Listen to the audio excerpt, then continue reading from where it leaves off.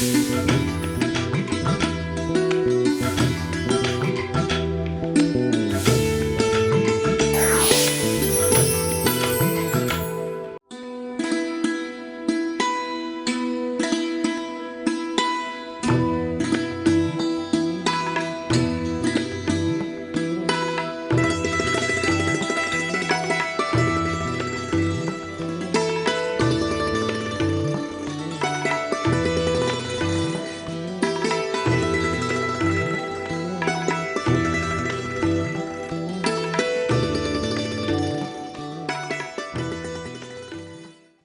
తేనె పెట్టెలో 8 ఫ్రేమ్లు ఉంటాయండి. ఈ 8 ఫ్రేమ్లలో అన్ని బీస్, అందులో 3 రకాల బీస్ ఉంటాయన్నమాట. ఆ 3 రకాల బీస్ వచ్చి ఒక పెట్టెలో రాణి ఒకటే ఉంటుంది. కూలీగలు వచ్చి వేల సంఖ్యలో ఉంటాయి. ఈ పోతీగలు వచ్చి వందల సంఖ్యలోనే ఉంటాయి. ఈ కూలీగలు ఏం చేస్తాయంటే బయటకు వెళ్తాయి, మకరందాన్ని తెస్తాయి, మకరందాన్ని తేనెగా మారుస్తాయి. తేనెగా మార్చి ఒకదాని నోట్ల నుంచి ఇంకొక దానికి ట్రాన్స్ఫర్ చేస్తుంది. ఇట్లా కొన్ని వందల సార్లు ట్రాన్స్ఫర్ అవుతుంది. ట్రాన్స్ఫర్ అయ్యి దాని సెల్లో ఫిలప్ చేస్తుంది. ఫిలప్ చేయడం వల్లనే దానికి చాలా చిక్కదనం వస్తుంది. ఆ ఫిలప్ చేసినా కానీ ఒక్కసారి క్యాప్ చేస్తుంది. క్యాప్ చేసిన తర్వాత అది ఎన్ని సంవత్సరాలు మనం పెట్టిన తర్వాత కూడా అది ఎన్నటికీ పాడు కాదు. అంటే భూమి మీద పుట్టిన ప్రతి వాళ్ళం కానీ ప్రతి ఐటెం కానీ దానికి ఒక ఎక్స్పైరీ డేట్ అనేది ఉంటుంది. ఈ తేనెకు మాత్రం అసలు ఎక్స్పైరీ డేటే ఉండదు. అది ఎన్ని సంవత్సరాలైనా విటమిన్స్ పెరుగుతాయి కానీ అది ఎన్నడూ చెడిపోదు. అందులో 3 రకాల బీస్ ఉంటాయని చెప్పాను కదా. వాటి లైఫ్ వచ్చి అంటే తేనె ఈగ ఒకసారి పుట్టిన తర్వాత అది దాని జీవిత కాలంలో ఎన్నడూ నిద్రపోదు.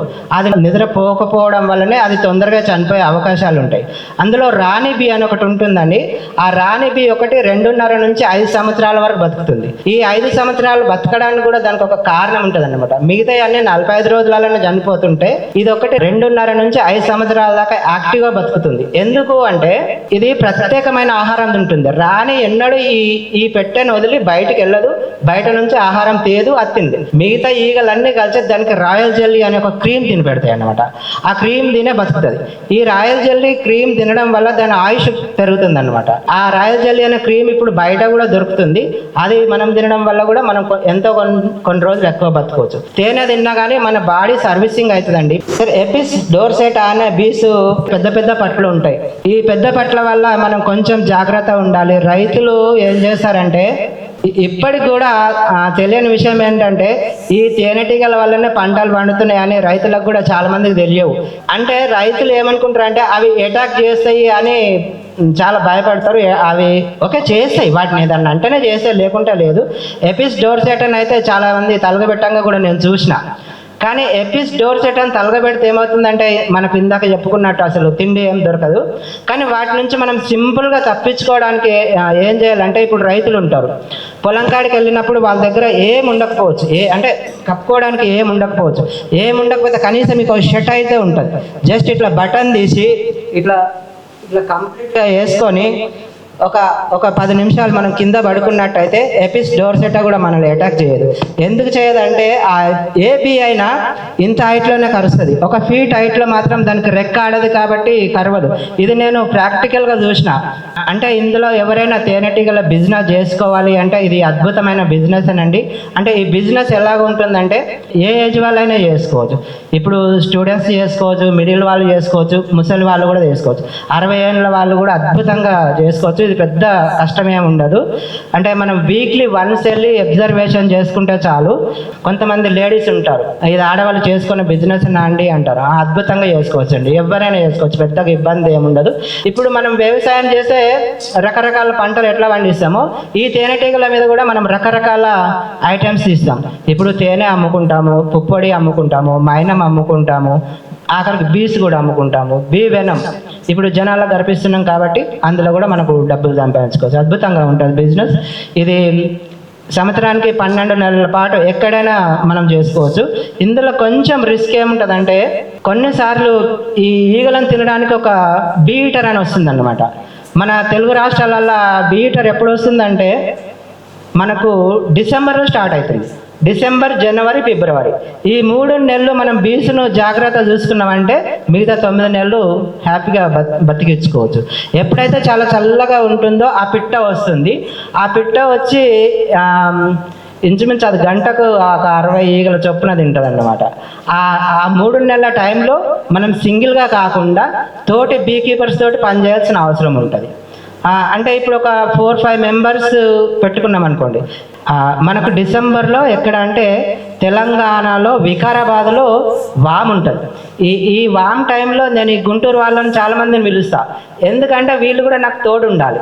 నేను ఒక్కనే పెట్టుకున్నాను అనుకో, ఆ బీటర్స్ వచ్చి నా ఈగలన్నీ తినిపోతాయి. అందుకని చెప్పి నేను గుంటూరు వాళ్ళని పిలుస్తా. వీళ్ళు ఒక 4-5 మెంబర్స్ వస్తారు. ఈ 4-5 మెంబర్స్ వచ్చినప్పుడు అందరం ఒకే చోట పెట్టుకుంటాం కాబట్టి తలా 4 ఈగలు తినిపోతే ఎవరికి పెద్ద లాస్ ఉండదు. అదన్నమాట. ఇంకా ఆ డిసెంబర్ తర్వాత వామ్ అయిపోగానే మనకు సన్ఫ్లవర్ రెడీగా ఉంటుంది. ఎక్కడ? సిద్దిపేటలో సన్ఫ్లవర్ ఉంటుంది అనమాట. ఆ సన్ఫ్లవర్ అయిపోగానే మనకు జగిత్యాలు ఉంటుంది, నువ్వులు. ఆ నువ్వులు అయిపోయినట్టుగానే మనకు జైరాబాద్ ఉంటుంది, జామ ఉంటుంది, డ్రాగన్ ఉంటుంది. కొన్ని డ్రాగన్ జామాకి వెళ్ళిపోతాయి బీస్, కొన్ని మళ్ళీ నల్ల నువ్వులకు ఇక్కడ మన గుంటూరులో సాతులూరుకి వస్తాయి అన్నమాట. మనం ఇయర్ వైజ్గా ఒక క్యాలెండర్ అనేది ప్రిపేర్ చేసుకోవాలి. ఎవరైతే ఈ తేనెటీగల మీద ఈ బిజినెస్లో నేను సెటిల్ అయితే అనుకున్న వాళ్ళకు కొంచెం పంటల మీద కొంచెం అవగాహన ఉండాలి. అంటే ఒక క్యాలెండర్ టైప్గా మనం రాసుకోవాలి. లేదు అంటే మనకు హార్టికల్చర్ వాళ్ళు కూడా సహాయం చేస్తారు. సరే ఏ టైంలో ఏ పంటలు ఎక్కడెక్కడ ఉంటున్నాయి సార్ అంటే మనకు తెలుగు రాష్ట్రాల్లో కావచ్చు, ఇక్కడ మన కర్ణాటక కావచ్చు, తమిళనాడు కావచ్చు, ఎక్కడ ఏ పంటలు ఉన్నా మనకు లిస్ట్ ఇస్తున్నారు. దానివల్ల పెద్ద ఇబ్బంది ఏమి ఉండదు. పండ్ల తోటల మీద ఈ బిజినెస్లో ఎక్కువ హనీ రాదు. ఏ పంటల మీద రాదు అంటే మామిడి మీద పెద్దగా తేనేం రాస్తారు. అందరు అంటారు మామిడి తోటలు చాలా ఉన్నాయి అంటారు. మామిడి మీద బీ డెవలప్ అవుతుంది, పుప్పొడి దొరుకుతుంది, మనం పుప్పొడి కలెక్ట్ చేసుకోవచ్చు, మనం బీస్ని పెంచుకోవచ్చు. అంటే ఇప్పుడు ఫస్ట్ మన దగ్గర ఒక 10 బాక్సులు ఉన్నాయనుకోండి, 10 బాక్సులు ఈ బీస్ పెరిగినప్పుడు మనం డివైడ్ చేసుకోవచ్చు. ఓకే, ఇది ప్రేమ్ అంటారండి. ఇలాంటి 8 ప్రేమ్లు ఉంటాయి అన్నమాట. 8 ప్రేమ్లు ఉన్నప్పుడు మామిడి మీద పెట్టినప్పుడు బీ చాలా డెవలప్ అవుతుంది. డెవలప్ అయినప్పుడు మనం ఒక బాక్స్కు ఇంకొక బాక్స్ అభివృద్ధి చేసుకోవాలి. ఈ అభివృద్ధి చేసుకోవడం వల్ల ఏమవుతుందంటే ఇప్పుడు ఇక్కడ 8 ప్రేమ్లు ఉంటాయి కదా, ఈ 8 ప్రేమ్ల పైన సేమ్ ఇలాంటి ఖాళీ బాక్స్ ఉంటుంది, దాన్ని సూపర్ అంటారు అన్నమాట. ఆ సూపర్ ఏం చేయాలంటే దీనిపైన పెట్టేసుకోవాలి. దీనిపైన సూపర్ పెట్టేసినప్పుడు ఏమవుతుందంటే రాణి మెల్లమెల్లంగా పైకి వెళ్తుంది, పైన కూడా ఎగ్స్ పెడుతుంది అన్నమాట. రాణి ఒక రోజుకి 1500 నుంచి 2000 గుడ్లు పెడుతుంది. అప్పుడు సూపర్ యాడ్ అయినప్పుడు ఆ పైన కూడా ఎక్కువ బీస్ డెవలప్ అవ్వగానే ఏం చేయాలంటే ఆ సూపర్ని తీసుకొని మళ్ళీ మనం ఒక 3 కిలోమీటర్ల దూరంలో వెళ్ళి పెట్టుకోవాలి. ఇక్కడ పక్కన పెట్టుకుంటే మళ్ళీ ఆ రాణి కన్ఫ్యూజ్ అవుతుంది.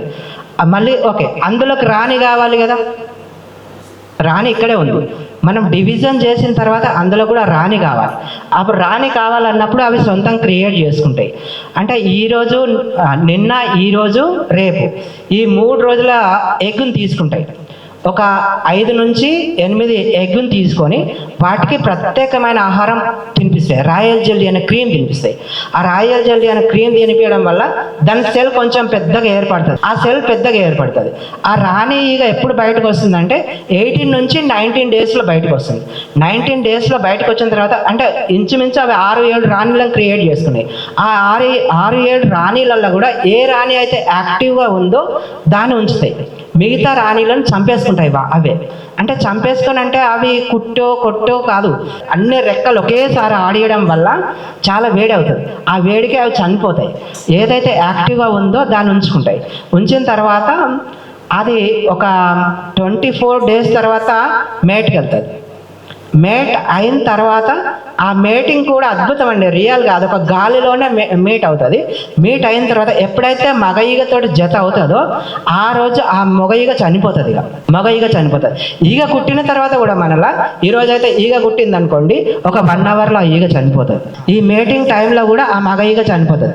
అది వచ్చిన తర్వాత మళ్ళీ అది మేట్ అయిన 12 డేస్ నుంచి 18 డేస్ వరకు ఎగ్ పెట్టడం స్టార్ట్ చేస్తుంది అనమాట. ఆ ఎగ్ పెట్టడం స్టార్ట్ చేస్తుంది. అదొక తల్లిగా మారిపోతుంది. లేదు అది మేట్ అవ్వలేదు, రాణి అవి కూడా మేట్ అవ్వకపోతే ఏమవుతుందంటే మిగతా బీస్ తీరే 45 డేస్లో చనిపోతుంది. ఇది మేట్ అవ్వడం వల్ల రాయల్ జెల్లీ అనే క్రీమ్ తినడం వల్ల 2 to 5 years బతికే అవకాశాలు ఉంటాయి దానికి. ఇప్పుడు నేను సన్ఫ్లవర్ మీద పెట్టాను, నా హనీ అంతా సన్ఫ్లవర్ పోలిన హనీయే వస్తుంది. ఓకే, సన్ఫ్లవర్ అయిపోయింది. సన్ఫ్లవర్ అయిపోయిన తర్వాత నేను నువ్వులకు వెళ్ళిన, నువ్వులను పోలిన హనీ మాత్రమే వస్తుంది. ఇట్లా మేము ఈ మైగ్రేషన్ అనేది సంవత్సరానికి నేను ఒక 5 నుంచి 6 సార్లు చేస్తున్నా. నా దగ్గర ఇంచుమించు 5 నుంచి 6 రకాల తేనె ఉంటుంది. ఈ వీడియో మీకు నచ్చితే లైక్ చేయండి, ఇతరులకు షేర్ చేయండి.